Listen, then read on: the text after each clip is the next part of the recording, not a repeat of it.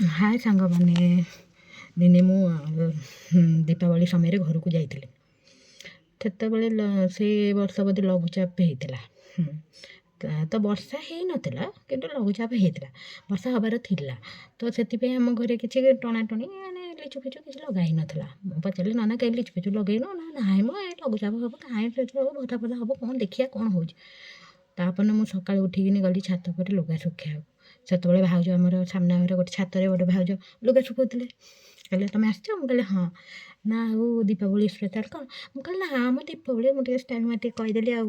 ନା ଆମ ଭାଉଜ ଲୋ ପ୍ରେସର୍ ହେଇଛି ତ ସେଥିପାଇଁ ଆଉ କ'ଣ ଦୀପାବଳି ହେବ କି ନ ହେବ ତା ଠିକ୍ ନାହିଁ। ନା ତୁମ ଲୋ ପ୍ରେସର୍ ହେଇଯାଇଛି, ତୁମେ ଲୁଣ ପାଣି ପିଅ, ଟିକେ ଖାଇବାରେ ଟିକେ ଲୁଣ ପକେଇକି ପିଅ, ଟିକେ ଡାକ୍ତରକୁ ଦେଖାଅ, ତୁମ ଦେହର ଯତ୍ନ ନିଅ, ଏମିତି କେତେ କଥା ଗୁଡ଼ା କହିଗଲେ।